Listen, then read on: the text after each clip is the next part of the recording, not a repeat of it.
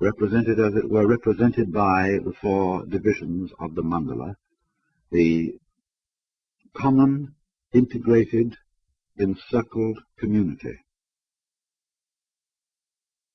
And the important point that he makes about its religiousness is, as I said, that it was an experience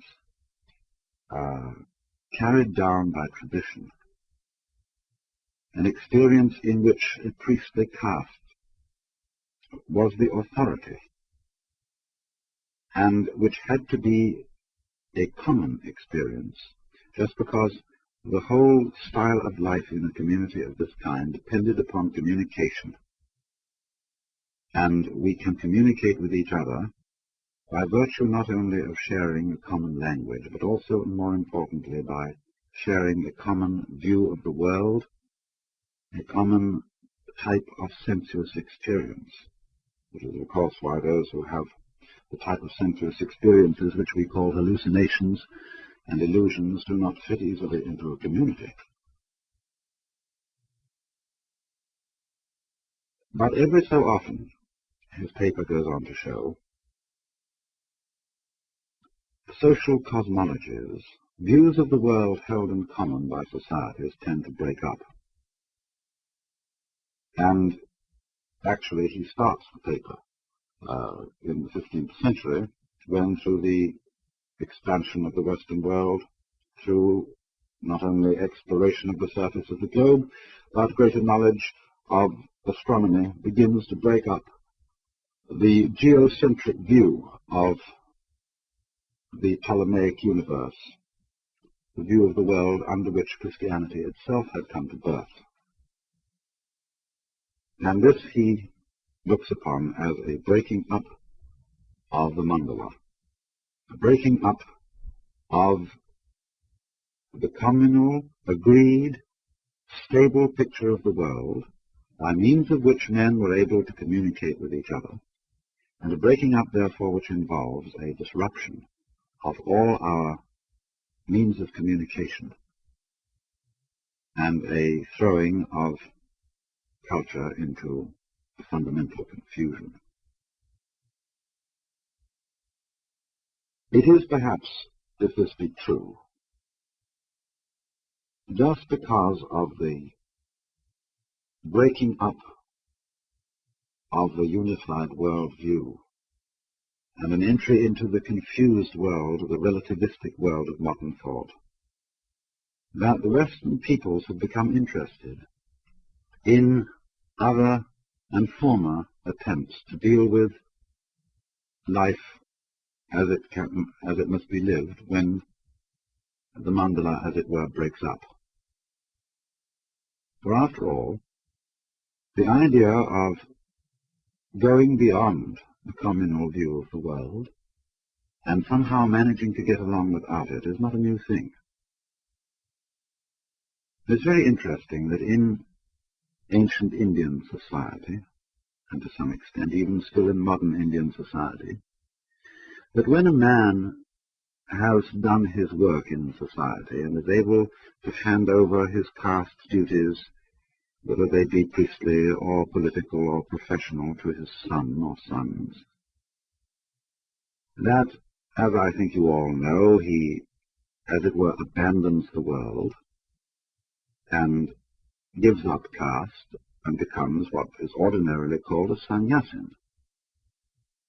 We speak of that usually as holy man or hermit or spiritual devotee of some kind. But what is of particular interest in this connection is that the abandonment of caste is also called entering into the state of vanaprastha. A vanaprastha in Sanskrit means a forest dweller. And in this sense, the man who gives up caste goes back, as it were, to the style of life that predates the agrarian culture. He goes, as it were, back to shamanism. And this is true not only in Indian culture, but also in Chinese. For whereas the Confucian way of life represents the community Weltanschauung, that is, what the mandala corresponds to, the enclosed, nice little, tight little world in which we feel we understand each other and understand our environment. In China, the Taoist philosophy is the philosophy corresponding to the Indian search for liberation or moksha, liberation, that is to say, from the socially conditioned view of the world. And there is evidence to show that the Taoist solitary sage has some sort of ancestral connection with the shaman.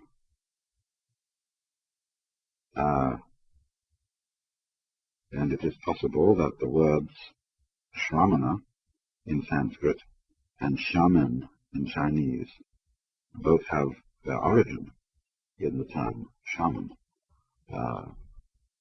And the shramana indicates the sannyasin, man who has given up social life in the world, and likewise the shaman in Chinese is the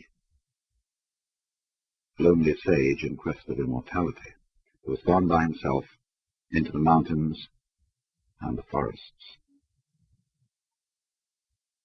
Of course, we should not suppose that the entry into the stage of vanaprastha, or the return to the forest by the Taoist sage, is in the strict sense of the word a regression. It's no more a regression than when we speak of a wise man as one who has become again as a child. We don't mean that he has literally become childish, that he has forgotten how to think and speak and behave in human society. And in exactly the same way, a person who enters in the stage of vanaprastha does not, as it were, become a wolf man, a sort of wild savage who runs around in the jungle naked and wears no clothes and eats his food off the ground with his teeth. He doesn't do anything of the kind. But there's some sort of analogy, in other words, between going back to the shaman's religion, going back to the life of the hunter, and at the same time going beyond the place where we find ourselves in a society where the worldview is a conditioned social pattern. Now, in what sense, and in just what way, is this going beyond? And likewise, how does it apply to our own situation, where we are not, as it were, going voluntarily beyond a nice, clear, authoritative and comfortable view of the world, but rather being forced beyond it by the very pressure of events, by the uncertainty of our times, and by the confusion and instability of modern thought, which offers us no secure and humanly comfortable picture of the universe. Well, first of all, it must be obvious that one of the things that is principally involved by a social system of communication is that it is a form of what Korzybski has called time-binding. The whole possibility of thought and language involves a codification of experience. It involves a form of thinking about life, which is basically, after all, description. Now, description is a way of coding, putting into symbols the events that go by us.